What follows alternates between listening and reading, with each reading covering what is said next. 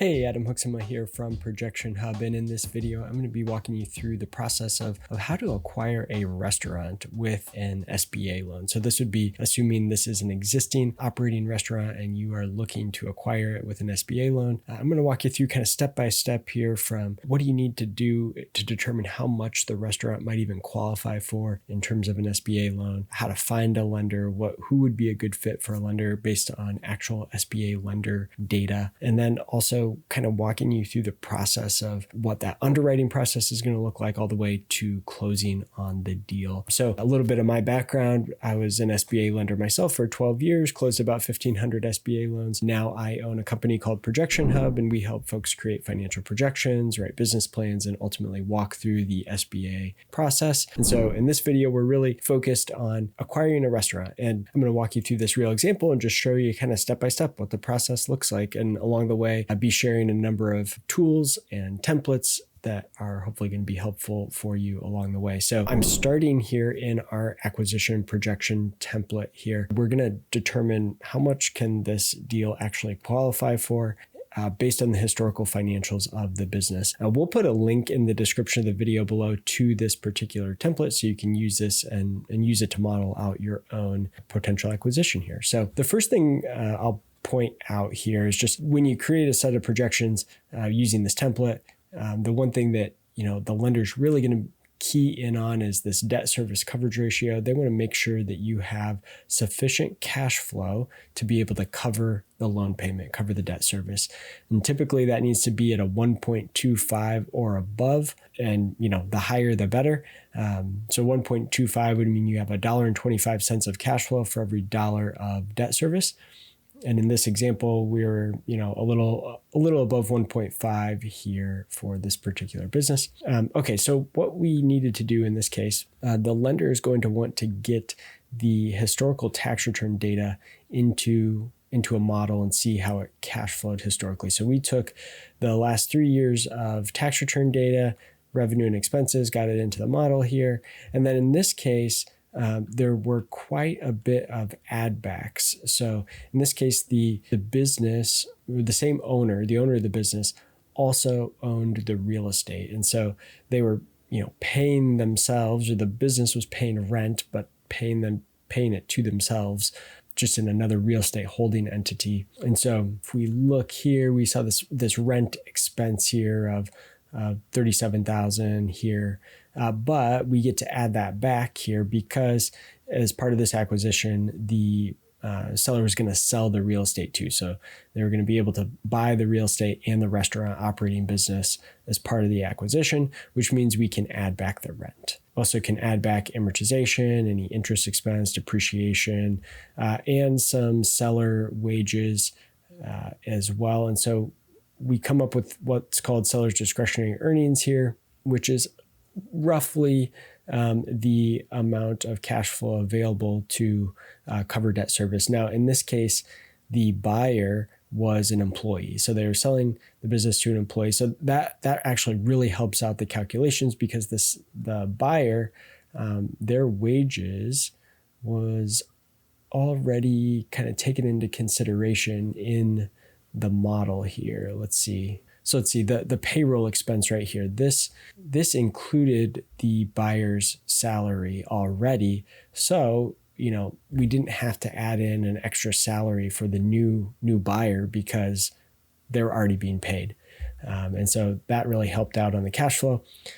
So what we ended up getting to here was a proposed annual debt service of $37,620. And I'll show you how we got to that here in a moment. But that gave us a debt service coverage ratio in the most recent year of 1.57, which is above kind of that minimum 1.25.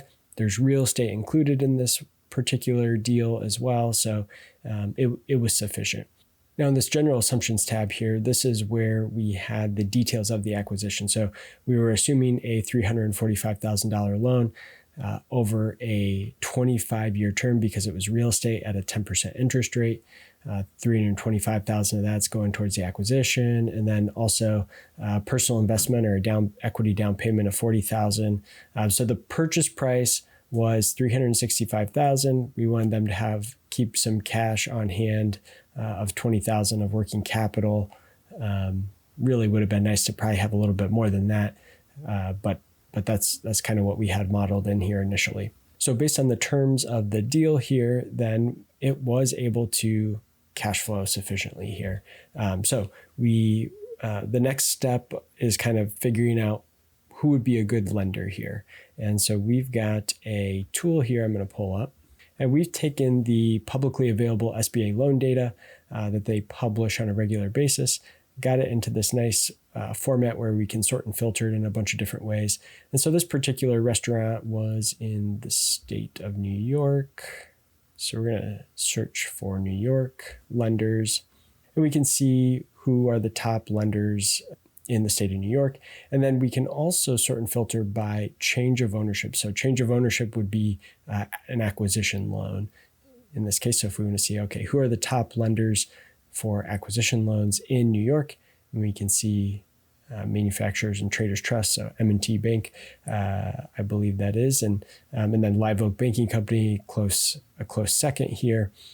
And you can continue to sort and filter by if it's a franchise or a specific industry, but this kind of gives you a starting point of who could be a good lender. Now, the downside of this tool is that we don't know a specific lender, like the specific person at every single bank at every single location that could be a good fit. So there's not an email address and a person's name to contact when you use this tool. So if you are, if you don't have contacts at these banks already, it could be that if you're in this area, you may already know somebody. I already know someone at this bank or that bank, or there's a branch close by I can walk in. But if you don't know somebody and you'd like some more help trying to find a specific person, a specific lender to kind of walk through the process with, we do offer a free SBA review. So you can click this Get Help button. There's a form here that you can fill out and tell me a little bit more about your particular situation and your deal. And with that additional information, I can usually find a specific lender, a specific person who is likely going to be a good fit and actually make that connection and introduction. We have lenders that we work with that lend nationwide. So really anywhere that you might need to find a lender, we probably have someone that we could specifically introduce you to if you need that help. So once you find a lender, what you're aiming to do is you're trying to get a term sheet from the lender. You need to ask your lender for a term sheet, and the term sheet is going to outline the specifics of how much they're willing to lend, what the terms would be, what interest rate, what collateral you're going to have to pledge, who's going to have to personally guarantee the loan. All of those things will be outlined in a term sheet. And this is not an official approval yet, but it gives you some confidence that you're it's kind of like a pre-approval for a mortgage. It gives you some idea of what you're likely to be able to be approved for based on the particular business and your background. And then you can kind of reverse either these two steps are reversible. Like you could get a term sheet from a lender first and then try to get the deal under LOI, or vice versa. But getting the deal under LOI, letter of intent, basically means that you have gotten the seller to agree on the terms of the deal, the purchase price, and they've signed off on that, and they're agreeing to sell the business to you. Sometimes people will want to get a term sheet from a lender first before they submit an LOI so that they know, hey, we have financing lined up. Other times people don't want to. I've had some clients that have been trying to get a term sheet, and in the meantime, some other buyer swooped in and got the deal under contract, and they missed out on the deal because they were taking too long to get the term sheet. So it's really kind of up to you which one you want to do first. But those are kind of two interchangeable steps. Once you have a term sheet from a lender and you're under LOI with the seller, that's when you need to finish creating the projections and create a business plan. So I've already kind of showed you the process here for the projections. It starts by getting all of the historical data into the model, but then you need to also create some projections going forward and saying, okay, what's revenue growth going to look like going forward? And then really more importantly on the expense side, really kind of line by line on the expenses. What do we think is going to happen going forward?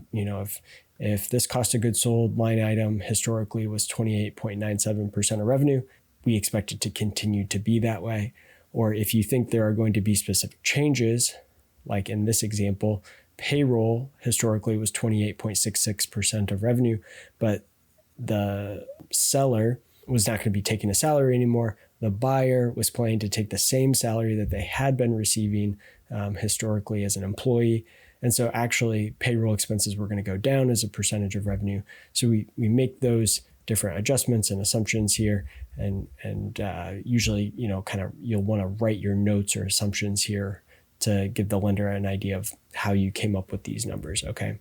All right, so once you've done that, that brings you here to where you're going to be able to create this 5-year income statement projection, 5-year cash flow, 5-year balance sheet, and then the income statement, cash flow, and balance sheet broken down by month for each of the 5 years. And by the way, I know I mentioned we'll put a link to this template in the description of the video below, but also the free SBA review form, we'll put a link in the description for that, for you to fill that out, as well as access to that SBA lender finder tool. There'll be a link there for you as well. So, okay. And so the last thing I wanted to show you here in terms of tools and templates, again, we'll have a link to this in the description of the video below, but this is our acquisition business plan template. You're going to need to write a business plan. And, for an acquisition, really the goal of the business plan from my perspective is to demonstrate to the lender, you've got a business that's already working, it's already operating, it's in theory profitable, and you're just trying to demonstrate how you're not going to screw that up, right? Because the lender is checking to see, historically, has this business already been able to cash flow the loan that we're going to give you? And if the answer is yes, then, really they're not going to approve the loan unless it has historically cash flowed in most cases. So then really my perspective, the goal of the business plan is to show how you're not going to screw it up, how you're going to be able to continue to cash flow the loan going forward. And so this business plan template's got a lot here. You can make this as complicated or as detailed as you want it to be. You can also probably get away with a 10 to 12 page business plan. It doesn't need to be that complicated, but you're really highlighting the history of the business. What is the business since it's an acquisition? And then you as a buyer, what's your industry experience? Why are you a good fit to be able to take this over? And what's the transition plan? What are the concerns that we need to be worried about if you're making major changes? So if you're like, hey, we're getting rid of this division altogether, or this department, or these employees, and replacing them, you need to really dig into that specifically. And I think I like this section, acquisition strategy and rationale. Just tell the reader, like, why do you like this business? Why do you want to buy it? Why does it make sense for you as a buyer? And what are your objectives with that? Then, there's going to be questions about the money. So the funding strategy, how much are you looking for? What are you going to invest as a down payment? And then kind of looping in the projections as well. So that's the business plan side. And then really once you've submitted your projections, your business plan, and then in order to get a term sheet, you've already submitted all your personal information and the business financial information that you're going to need to go through underwriting. Underwriting is where they're going to beat up on you a little bit more, ask you the tough questions, and hopefully you get through that process and get to a final approval. At that point, that's where the lawyers get involved. So you've got lawyers for the buyer, you've got lawyers for the seller, you've got lawyers for the bank. All the lawyers are getting involved in working on the details of the various contracts and loan agreements and purchase agreement. And then you've got other things you got to do, like a business appraisal, or in this case, a commercial real estate appraisal, because you're buying real estate with the loan proceeds. You have to go through that. You'll have a bunch of like dotting I's, crossing T's work to do. And I would just expect that to take a while.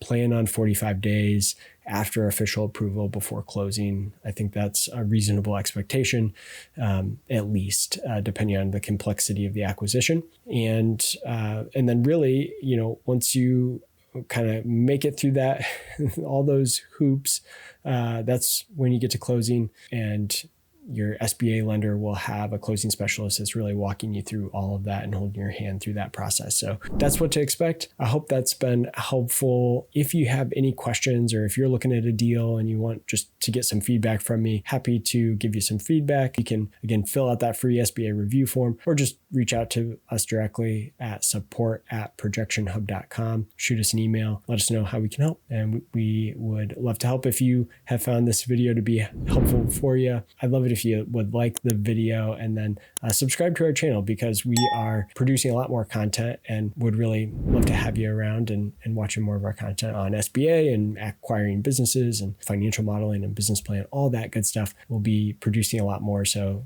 make sure to stick around. All right, thanks.